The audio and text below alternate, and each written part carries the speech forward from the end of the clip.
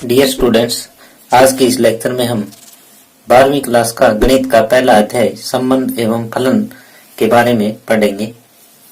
तो संबंध एवं फलन इसको पढ़ने से पहले हम 11वीं क्लास में एक बार पहुंचते हैं कि 11वीं क्लास में हमने संबंध के बारे में क्या सीखा था। तो 11वीं क्लास में हमने सबसे पहले कार्तीय गुणन के बारे में सीखा था कि कार्तीय गुणन किस प्रकार से हम ज्ञात करते हैं। तो वो उसकी एक बार हम दोहराई करवाते हैं आपको। जैसे हमारे पास दो ऐरिक समुच्चय होते हैं कि 1, 2, 3 इसके ये अवयव हैं, और दूसरा ऐरिक समुच्चय है 7, 8, 9। हमने कोई दो ऐरिक समुच्चय ले लिए, तो इनका हमें कार्तीय गुणनफल ज्ञात करना है।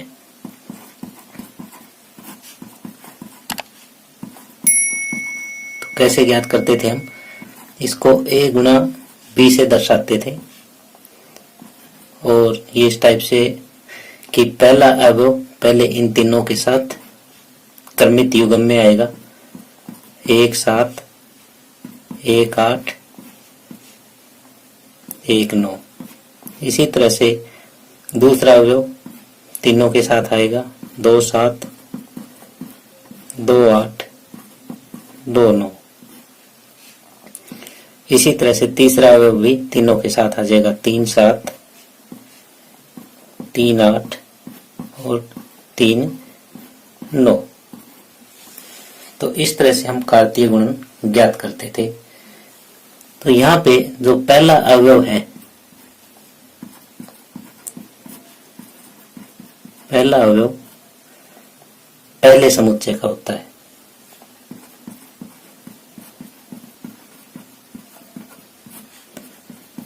और जो दूसरा अवयव है वो दूसरे समुच्चय से होगा।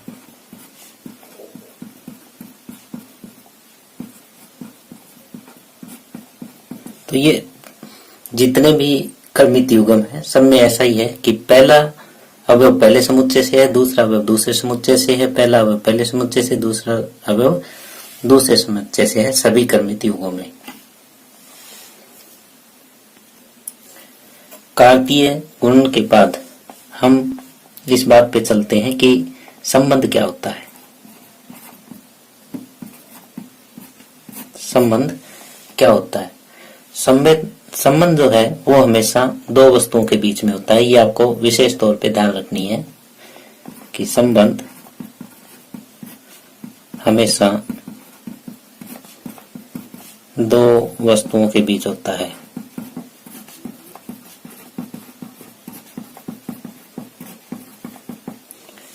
कैसे? जैसे मैं एक एग्जांपल ले रहा हूं यहाँ पे, राम सोहन का पिता है। एक एग्जांपल और लेता हूं, ए बी पी क्यू के समानांतर है। यहां देखो, राम और सोहन के बीच में संबंध है, किसका है? पिता का है।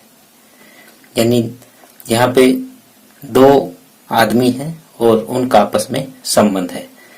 अब ए बी पी क्यू के समांतर है। अब यहाँ दो रेखाओं का संबंध है, और कैसा संबंध है कि वे दोनों समांतर है। तो इस हिसाब से हम संबंध स्थापित कर सकते हैं।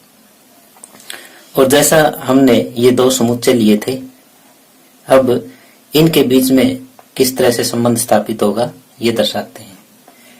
जैसे मान लिया ये समुच्चय ए हमने माना था, इसमें अवयव 1, 2, 3 है। एक दूसरा समुच्चय और मानना था बी, इसमें 7, 8 और 9 ये अवयव है। अब हमें एक संबंध आर स्थापित करना है ए से बी के बीच में, यानी सभी क्रमित युग्मों का समुच्चय। ये संबंध आर इस टाइप से है कि b बराबर a+5 लिया हमने, जहाँ पे a जो है पहले समुच्चय से संबंध रखता है और b दूसरे समुच्चय से संबंध रखता है। इस तरह से हमने एक ये संबंध स्थापित किया। अब यहाँ पे क्या है हमारे पास, b बराबर a+5 है। अब a में देखो पहला एलिमेंट क्या है, 1 है। अगर a की जगह हम 1 रखते हैं तो b कितना आता है,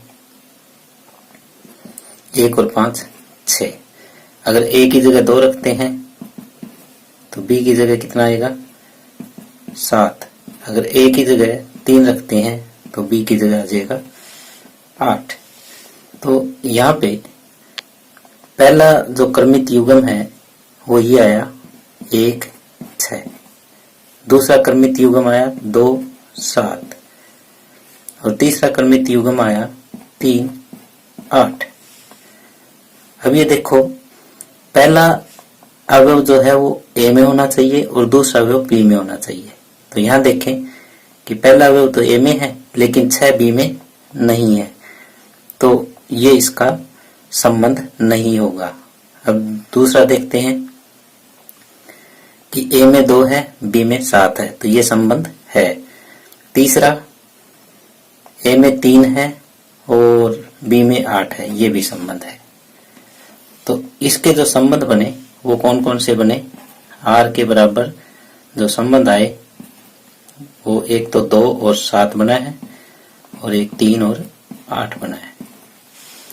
तो इस तरीके से हमें यहाँ पे एक संबंध दिया होगा और उससे हमें देखना है कि इनके बीच में कितने संबंध बनेंगे। अब यहाँ पे हम देख रहे हैं कि जो ये r आया है, ये संबंध जो आया है ये क्या है, ये जो हमारा कार्तीय गुणनफल था उसका एक उपसमुच्चय है। तो अतः हम कह सकते हैं कि संबंध कार्तीय गुणनफल का एक उपसमुच्चय होता है।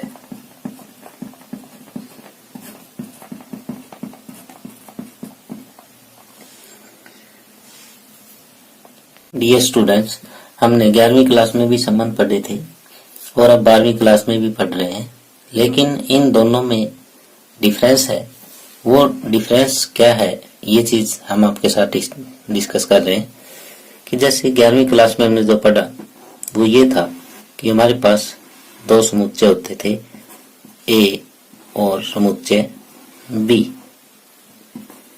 और जो हम संबंध स्थापित करते थे वो A के अवयवों का संबंध B के अवयवों से संबंध स्थापित करते थे। जैसे संबंध R इस टाइप से दर्शाया जाता था, ये क्रमित युग्म के रूप में दर्शाया जाता था, जैसे हमने क्रमित युग्म लिखा है। और इन दोनों अवयवों के बीच आपस में कोई संबंध होता था, जहां पे पहला अवयव पहले समुच्चय से होता था और दूसरा अवयव दूसरे समुच्चय से होता था।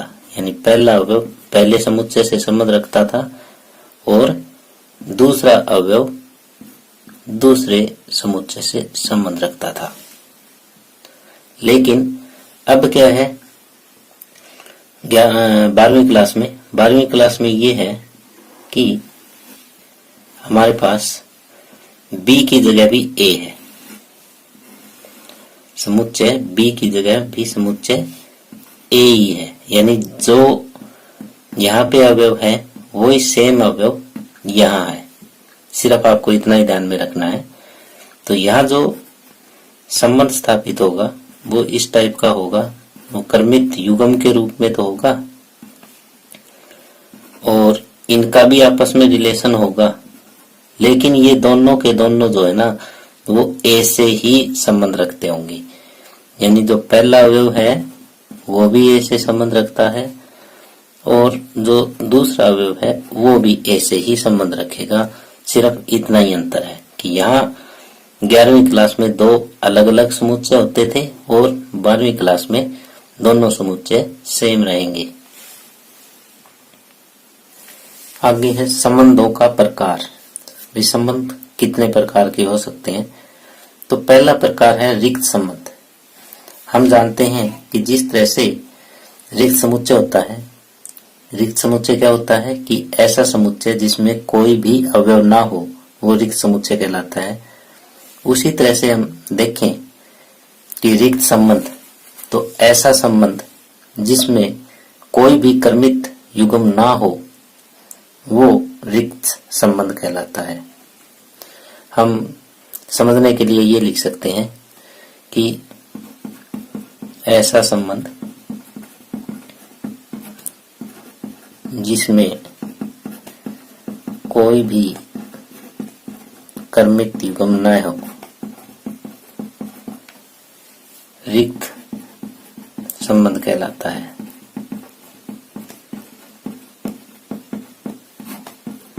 यानी इस परिभाषा को हमने समुच्चय की परिभाषा से जोड़ा है। जैसे रिक्त समुच्चय की परिभाषा होती है, उसी तरह से हम रिक्त संबंध की परिभाषा यहाँ पे बना रहे हैं। जैसे यहाँ पे पहले एक उदाहरण ले रहे हैं, फिर इसकी मेन परिभाषा पे पहुंचेंगे। उदाहरण में जैसे हमने ये एक समुच्चय ए लिया, 1 2 3 4, और इस पे हमने एक संबंध स्थापित किया ए बी, यानी यहाँ पे ए भी ए से संबंध रखता है, बी भी ए से ही संबंध रखेगा। और ये संबंध इस तरीके से स्थापित किया है कि जो ए और बी का अंतर है वो 10 होना चाहिए। तो यहाँ पे हमें ए में से ऐसे अवयव छांटने हैं जिनका अंतर 10 हो, यानी 1 1 का अंतर 10 नहीं हो सकता, 1 2 का भी नहीं हो सकता, 1 3 का भी नहीं हो सकता, 1 4 का भी नहीं हो सकता। इस तरह से ऐसा कोई भी क्रमित युग्म नहीं है जिनका अंतर 10 हो। जैसे सबसे बड़ा और सबसे छोटा भी हम लें और उनका अंतर करें तो वो 3 ही आता है, 10 नहीं आता। तो ऐसा कोई क्रमित युग्म नहीं है जिनका अंतर 10 हो। तो ऐसे केस में ये जो संबंध होगा ये रिक्त संबंध होगा। और इसकी परिभाषा किस तरह से लिखेंगे? इसकी परिभाषा को इस तरह से लिखेंगे, किसी समुच्चय ए में संबंध R, किसी समुच्चय ए में संबंध R, यानी उस समुच्चय में संबंध जो है वो R से डिनोट किया गया है, को रिक्त तब कहेंगे जब ए का कोई भी अवयव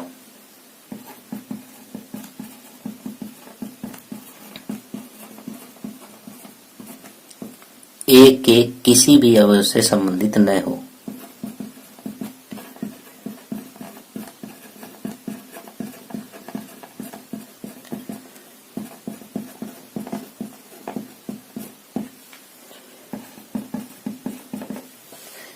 यानी जब हम ए का कोई एक अवयव लेते हैं, वो दूसरे ए के ही अवयव से संबंध ना रखता हो, तो ऐसा संबंध रिक्त संबंध कहलाता है। आगे है दूसरी टाइप, सार्वत्रिक संबंध। किसी समुच्चय ए में संबंध R को सार्वत्रिक संबंध तब कहेंगे यदि ए का प्रत्येक अवयव ए के सभी अवयवों से संबंध रखता हो। यानी हरेक अवयव के साथ संबंध रखना चाहिए, और वो भी सेम सेट में, ए में। तो इसके लिए एक उदाहरण देते हैं कि जैसे ए के बराबर 1 2 3 है और R इस टाइप का एक संबंध स्थापित कर रहे हैं हम।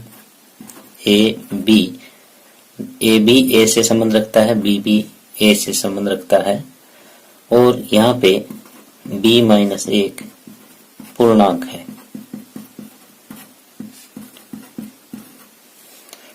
अब b माइनस एक पूर्णांक है, यानी यहाँ पे जो हम क्रमित युग्म a और b का मान रखेंगे वो एक पूर्णांक होना चाहिए, वही हमारा संबंध है। तो संबंध में जो क्रमित युग्म आएंगे वो कैसे आएंगे, जैसे पहला अवयव हमने एक लिया, एक का इन सभी के साथ संबंध स्थापित करके देखते हैं कि क्या संबंध बनता है। जैसे एक एक, दोनों का अंतर कितना हुआ, 0, 0 एक पूर्णांक है तो ये r में आएगा।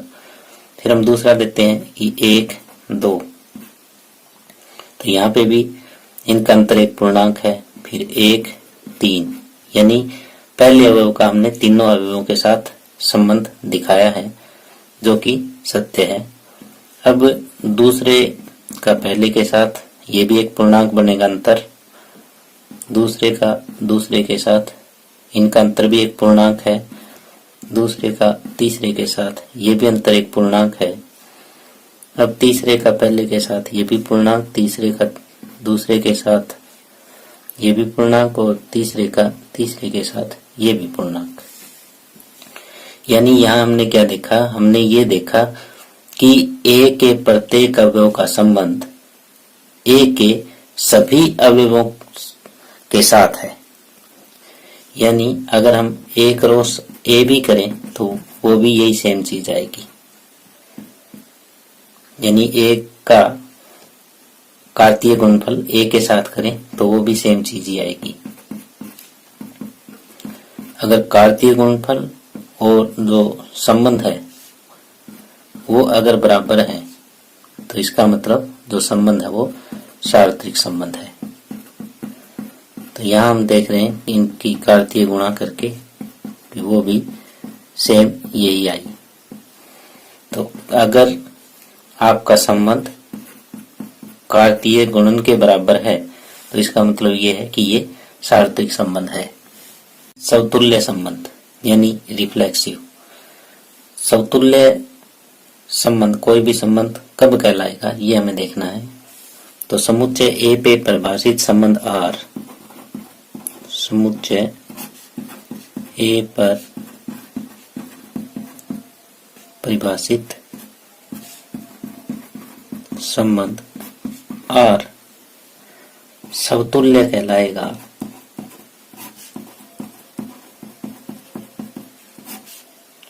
यदि प्रत्येक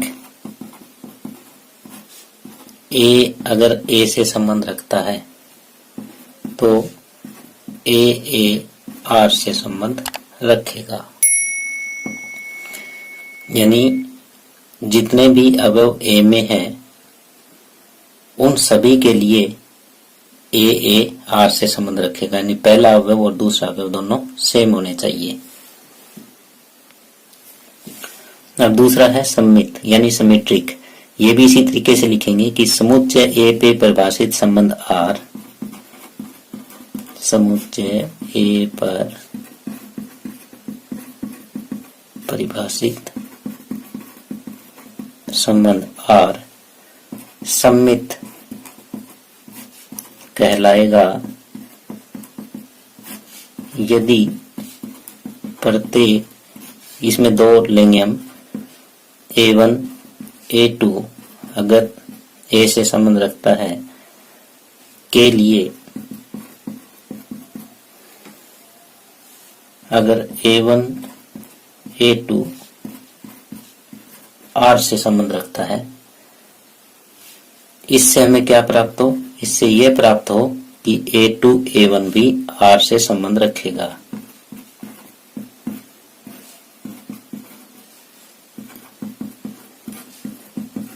तो यानी अगर A1 A2 R से संबंध रखता है तो A2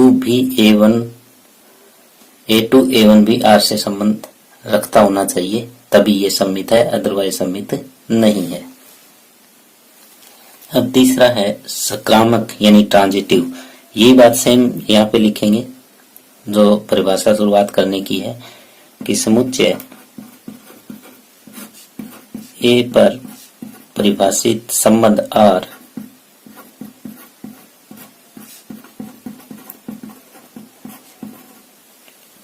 संक्रामक कहलाता है यदि प्रत्येक, जैसे पहले में हमने एक लिया था, इसमें दो अवयव लिए थे, इसमें तीन लेंगे। प्रत्येक A1, A2, A3 संबंध रखता है A के लिए हमें A1, A2 R से संबंध रखता है तथा A2, A3 से संबंध रखता है। तो इन दोनों से हमें क्या प्राप्त हो कि पहला अवयव और ये लास्ट का अवयव है ये भी R से संबंध रखे। A1, A3 संबंध रखता है R प्राप्त हो,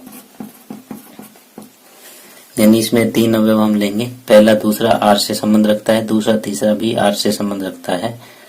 तो पहला और तीसरा भी R से संबंध रखता होना चाहिए, तभी ये संक्रामक है, अदरवाइज संक्रामक नहीं है। अब हम एक उदाहरण लेते हैं जिसमें आपको ये तीनों परिभाषाएं समतुल्य, सम्मित और संक्रामक की क्लियर हो जाएगी। जैसे हमने एक समुच्चय A लिया और उस पे संबंध R इस तरह से दर्शाया है, तो पहले हम ये चेक करते हैं कि ये समतुल्य है, फिर ये चेक करेंगे कि ये सम्मित है कि नहीं है, फिर ये चेक करेंगे कि ये संक्रामक है कि नहीं है। तो पहले समतुल्य चेक करेंगे कि ये समतुल्य है या नहीं है। समतुल्य की परिभाषा क्या है कि प्रत्येक A अगर A से संबंध रखता है तो A R से संबंध रखता होना चाहिए। तो यहाँ A की जगह 1 है, 2 है, 3 है, 4 है, तो R में हमारा क्या होना चाहिए? R में 1 1 भी होना चाहिए, 2 2 भी होना चाहिए, 3 3 भी होना चाहिए और 4 4 भी होना चाहिए। अगर ये चारों चीजें हैं, जैसे A में 1 2 3 4 है, तो ये चारों इस तरह से अगर R में है तो समतुल्य है, नहीं तो समतुल्य नहीं है। चेक करते हैं। 1 1 भी यहाँ मौजूद है, 2 2 भी है, 3 3 भी है और 4 4 भी है। तो चारों यहाँ पे मौजूद है, तो इसका मतलब जो R है वो समतुल्य है, R समतुल्य है। अगर इनमें से एक भी नहीं होता, जैसे मान लिया कि ये 3 3 नहीं होता यहाँ पे, तो ऐसे केस में ये समतुल्य नहीं होता, क्योंकि प्रत्येक A के लिए सेटिस्फाई नहीं होता। अब हम सम्मित चेक करते हैं इसका। सम्मित क्या कहता है कि प्रत्येक A1 A2 अगर A से संबंध रखता है और यहाँ पे A1 A2 जो ऑर्डर पे है वो R से संबंध रखे और इसका विपरीत भी इसी R में होना चाहिए, यानी पहले वाला बाद में, बाद वाला पहले भी R में होगा तो ये सम्मित है, अदरवाइज सम्मित नहीं है। यहाँ देखते हैं, जिस तरह से जो दोनों एक जैसे हैं उनको तो हम छोड़ देंगे, बचे हुए में चेक करेंगे। जैसे 1 2 हमारा R में है, तो ये होना चाहिए कि 2 1 भी R में हो, 2 1 भी R में है, 1 2 R में है तो 2 1 भी R में है, तो इसका मतलब ये सम्मित है, क्योंकि और तो कोई अवयव बचा ही नहीं, बाकी तो सारे ये डबलेट थे, यानी जो दोनों एक जैसे थे वो है, और बचे दो में जो ये संबंध बन रहा है ये सम्मित संबंध बन रहा है, क्योंकि 1 2 अगर R से संबंध रखता है तो 2 1 भी R में है, तो इसका मतलब ये R सम्मित है। तीसरा हम चेक करते हैं संक्रामक है कि नहीं है। संक्रामक के लिए ये होता है कि प्रत्येक A1 A2 A3 अगर A से संबंध रखता है तो A1 A2 R से संबंध रखे, A2 A3 R से संबंध रखे, तो इससे हमें जो प्राप्त होगा वो ये होगा कि A1 A3 भी अगर R से संबंध रखता है तो ये संक्रामक है, नहीं तो नहीं है। इस केस में हम देखते हैं कि 1 2 जो है वो R से संबंध रखता है, 2 1 भी R से संबंध रखता है। अब क्या आना चाहिए, ये आना चाहिए कि पहला और तीसरा यानी 1 1 भी R से संबंध रखता हुआ होना चाहिए, जो कि यहाँ पे है, जो कि सत्य है। तो अतः ये संक्रामक भी है। अतः दिया गया जो उदाहरण है वो समतुल्य भी है, सम्मित भी है और संक्रामक भी है। यानी ये तीनों कंडीशन पूरी करता है दिया हुआ उदाहरण। अब हम आपके सामने एक ऐसा उदाहरण ले रहे हैं जो इन तीनों में से किसी भी कंडीशन को पूरा नहीं करता। तो इस उदाहरण में हमें ये है कि समुच्चय ए में वही एलिमेंट लिए हमने 1 2 3 4 और R इस तरह से दर्शाया है 1 2 3 4 और 4 3, ये संबंध दर्शा लिया। अब दिखाना है कि ये संबंध समतुल्य है, सम्मित है या संक्रामक है या तीनों ही नहीं है। तो पहले हम समतुल्य चेक करते हैं। समतुल्य के लिए हमारे R में क्या क्या होने चाहिए, R में कौन कौन से अवयव होने चाहिए, 1 1 होना चाहिए, 2 2 होना चाहिए, 3 3 होना चाहिए और 4 4 भी होना चाहिए।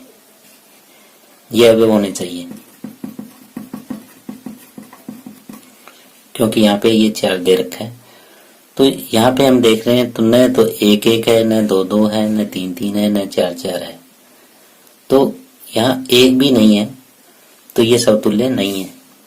होने क्या चाहिए थे, होने तो चारों चाहिए थी। अगर 1 भी इन चारों में से कम है तो वो समतुल्य नहीं होगा। तो यहाँ पे ये लिख सकते हैं कि क्योंकि 1 1 संबंध R में नहीं है, अतः ये समतुल्य नहीं है। अब दूसरा सम्मित चेक करते हैं।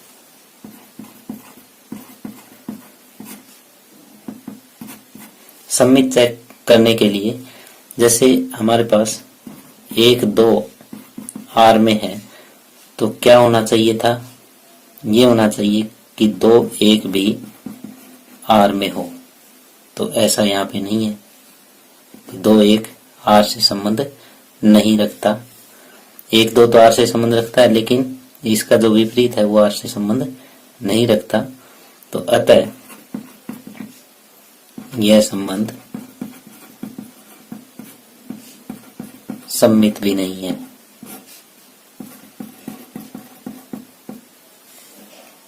अब तीसरा हम लेते हैं संक्रामक। संक्रामक के लिए क्या करें, जैसे यहाँ पे हम देख रहे हैं 3 4 R में है और साथ में 4 3 भी R में है। तो संक्रामक क्या कहता है कि अगर ए बी R में है, बी सी R में है तो ए सी भी R में होना चाहिए, तो संक्रामक है, नहीं तो नहीं है। तो यहाँ से क्या होना चाहिए था, यहाँ से ये होना चाहिए था कि 3 3 यानी पहला और लास्ट ये भी कहाँ हो, R में होना चाहिए, लेकिन ऐसा नहीं है। तो अतः यह संबंध संक्रामक भी नहीं है।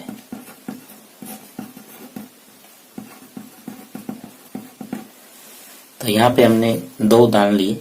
पहला उदाहरण ये लिया था कि जिसमें हमारा जो संबंध था समतुल्य भी था, सम्मित था और संक्रामक भी था। और दूसरे उदाहरण में हमने ये लिया कि हमारा जो रिलेशन है वो न तो समतुल्य है, न सम्मित है और न ही संक्रामक है। आगे है इक्विवेलेंस रिलेशन। तो इक्विवेलेंस रिलेशन यानी तुल्यता संबंध। तुल्यता संबंध क्या होता है कि ऐसा संबंध जो समतुल्य भी हो, सम्मित भी हो और संक्रामक भी हो, तो वो संबंध तुल्यता संबंध कहलाता है। यानी इसकी परिभाषा कैसे लिखेंगे कि ए पे परिभाषित संबंध आर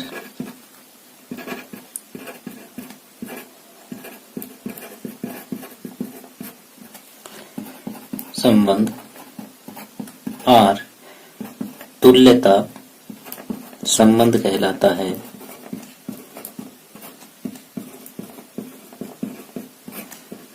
यदि वह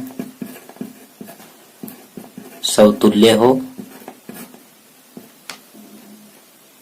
सममित हो तथा संक्रामक भी हो।